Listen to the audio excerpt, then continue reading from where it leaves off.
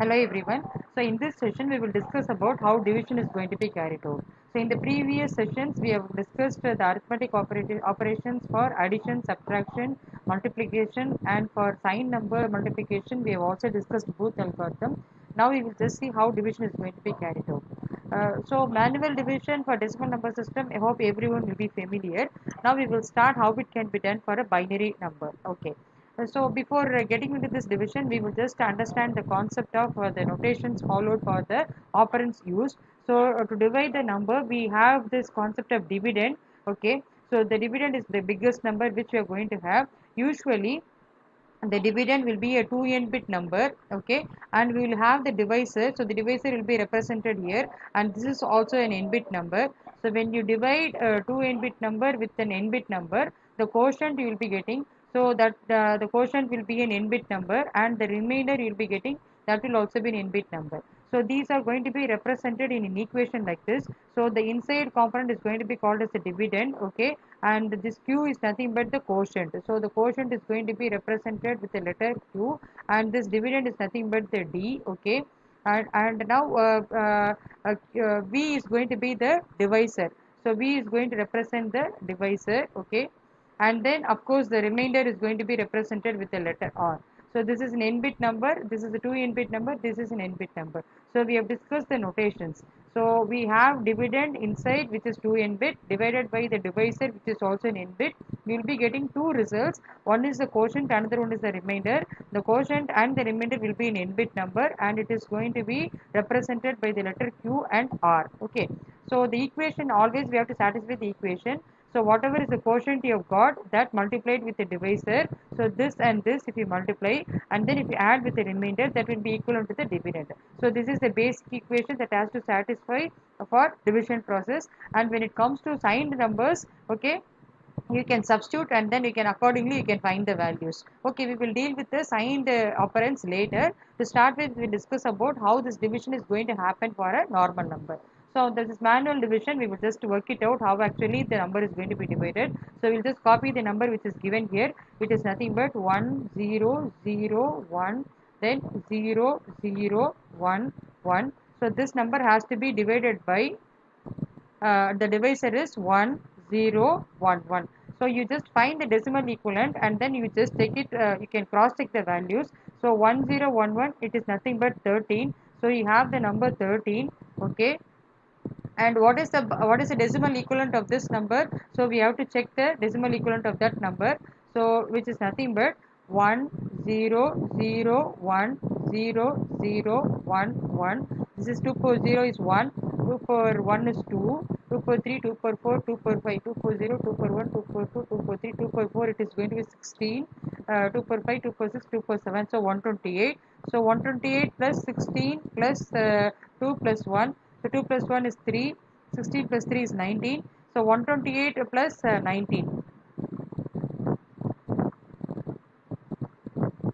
So it is going to be 7, 4, 1. So the inside number is going to be 147. So the decimal equivalent of the binary given problem is 147. You have to divide by 13. So when you do it in the normal decimal number system division, it is nothing but 113. Okay, 4 minus 3 is 17. And of course, sorry, this number 1011 is nothing but, it is not 13, it is going to be 11. So so this is going to be 11. So you are going to divide the number by 11. So 11, here you will be having 1, okay. So 7, this 4 minus 1, it is going to be 4 minus 1, it is going to be 3, okay. So 37, and then 11 divided by 37, 3 times you will be getting 33, and then the remainder is 4. So what is the answer you are going to get? You have to get quotient as 13, and then remainder as 4. So if you substitute that in this formula, so the quotient is 13 into divided by the number 11, then plus the remainder is nothing but 4. So 13 into 11, you will get some number, then add with it, you will get 4. So this should be equivalent to 147. This is how we are going to satisfy the equation. So for this problem, if it is going to be a binary division, how we are going to do this division, that we are going to check it. So manual binary division. So what is that we have to do? You take this divisor as such, count the number of bits in the divisor, 4 bits. So now what we have to do in the dividend, you have to examine the first 4 bits for the first time, 1001. Now compare this number with this number. If it is a greater number, if the number is bigger, then bigger or equal to this number, put a 1 in the quotient. If the number is small, then you have to put a 0. So that is how we are going to proceed. So now what is 1011? 1011 is nothing but 11. Okay, the 1011 is 11. Here we have 1001. 1001 is 9. So you cannot divide 11 with 9. Okay, so this is not possible. So the division is not going to be successful. So I will put a 0 in this bit position. So corresponding to this bit position, I will put a 0. I am not able to divide because we have 11 here and we have 9 here. We cannot divide 11 by 9. So you then take the examine the next bit also. So if you just take this extra bit, there definitely this number will be less than this. So you will put a 1 here. You are able to do the division. Whenever you are able to do the division, then you write the number here. So 1011, that you have to write. Okay, so you have to write accordingly 1 1 0 1 1 0 1 1. So you are going to write this. Okay, after having written this, then you have to do the subtraction. Now how you will do the subtraction?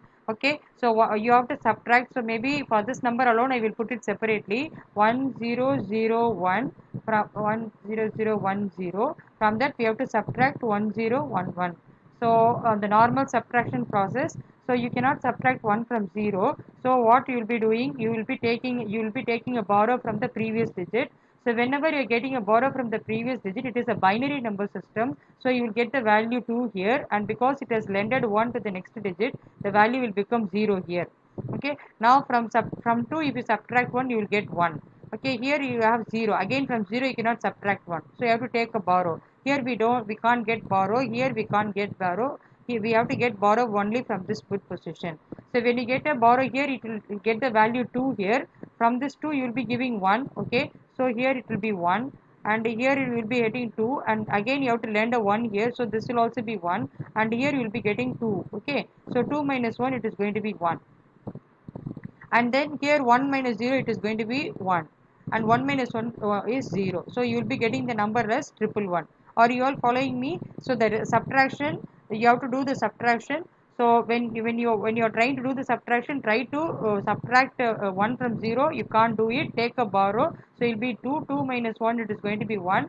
You are getting 0 here. So from 0 you cannot do the subtraction.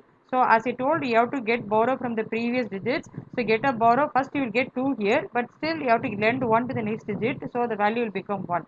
So this is how you will be doing. So you will be getting 111 here. Okay, and all these things are going to be 0 0. Okay, so this subtraction is over. After doing this subtraction, now what we will be doing, you will be taking the next digit, you will be writing it down. Okay, so you will be writing the number 1110. Okay, so 1110. Now you compare 1011 with the 1110. Obviously, this number can be subtracted because this is a bigger number. Because this is a bigger number, you are able to do the subtraction. So whenever you are able to do the subtraction, you put a 1 in the quotient bit, then you write down the number at the next position. So it is going to be 1011. Now you do the subtraction. So how you will do the subtraction? Again 2 minus 1, you will be getting a borrow here. So it is 2 minus 1, it is 1. Here it will be 0. Then you will get a borrow here. So 2 minus 1, it is going to be 1. Here it will be 0. So 0 0 0. So this is going to be the partial division process. After doing this, what you have to do? Then you have to write down the next number. Next number is 1. Okay, now you compare 1011 with 111. 111 is nothing but 7. Here we have the number 11. 11 is less than 11 is greater than 7, so you cannot do the division. So whenever you are not able to do the division, then immediately set the quotient to 0. Now what we have to do, we have to bring down the next number. So take the next number and keep it here. Now this is equivalent to 15. This is 13. So obviously you can divide 13 from 15. So you just, what we have to do, you put a 1 here because you are able to do the division. Then you do here, you write it down 1011. Okay, now you have to do the subtraction. 1 minus 1 0, 1 minus 1 0, 1 1 from 1 you have to subtract 0. This is going to be 1. Okay, so this completes the division. Now there is no more bits in the dividend, so you have to repeat this process till all the bits in the dividend is exhausted. Now how you will cross check the answer? What is the decimal equivalent of 1000? It is nothing but 4. Okay, so what is this equivalent? It is nothing but 11, and this number is nothing but 147. So this number is nothing but 147. Okay, now what is the quotient you have got? The quotient is 1101, which is nothing but 13. So I think it is going to match with the decimal values. When it is matching with the decimal values, then it is a proof that you have done the division process in a proper manner. So I will again repeat. So when you are doing this division, you write the dividend inside, the divisor outside. Okay. So you compare the number of, you take the number of bits of the divisor. Accordingly, you take the same number of bits in the dividend. Here we have 4 bits. Here also you have to take 4 bits. You compare. If this divisor is going to be less than this, put a 1 in the quotient. If the divisor is bigger than this, you cannot do the subtraction. So put a 0 in the quotient and then take the next digit also. So like this, you have to examine bit by bit, and once all the bits in the dividend are exhausted, you can stop the division process. So this completes the manual division. Now we will just check for the positive and the negative values. So when the unsigned, when you are treating considering the signed numbers, okay, then the sign operands, the sign of the quotient and the sign of the remainder, how it is going to follow, that we will just see. So there are this example here with the dividend is going to be 7, and then by 7 you are going to divide by 3. So what is that? 2 3s are 6, then the remainder is 1. Okay, so both are positive. So if both are positive, the quotient will be 2. So that's what I have got. Remainder is going to be 1. So this completes the first case study.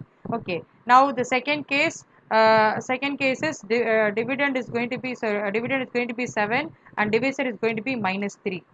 So if this is the case, how you will do? So it is going to be 2. So 3 minus 2, it is going to be 6. Okay, and if this is minus 2, okay, so minus 3 minus 2 plus 6, so 7 minus 6, it is going to be 1. So when you try to divide 7 by minus 3, 7 by minus 3, the quotient becomes minus 2, and then minus 3 into minus 6, minus 3 into minus 2 is going to be plus 6. Then you subtract 7 minus 6, you will be getting 1. So the remainder is 1 and the quotient is minus 2. Okay. Now for the other cases, how you will proceed the division? Let me just work it out in this. Here we are going to consider the next case, third case. Okay, so it is going to be minus 7 divided by 3. So the quotient is, now the dividend is negative, and here we have the plus positive divisor. Now in this case what happens? 3 here, it is going to be minus 2. So 3 minus 2, it is going to be minus 6. Okay, so you'll be getting minus 6. Okay, now you are going to subtract minus 7 minus minus 6, that means minus 7 plus 6. Okay, minus 7 plus 6 is nothing but minus 1. So what will be the quotient? The quotient is minus 2, the remainder is minus 1. Okay, now the next case is minus 7, both are going to be minus. Okay, so we are just considering case by case. This is the first case, both positive and one negative. Here dividend is negative, here sorry, divisor is negative, here dividend is negative, here both dividend and divisor is negative. So in this case what we will have? So if we get quotient here 3, 3 minus 3 minus 3 into 2, it is going to be minus 6. Okay, and this is similar to this case, so it will be minus 1. So from this, what is that we are going to understand? If you are going to include the sign bits, okay, so the quotient sign is always the sign of the quotient is always going to follow the dividend, and we have to decide the sign of the remainder. So from this, what is that we can infer here? If the sign of the quotient is going to be decided by the combinations. If both are having the same sign, if both are having the same sign, the quotient is going to be positive. Okay, we have to decide the sign of the quotient.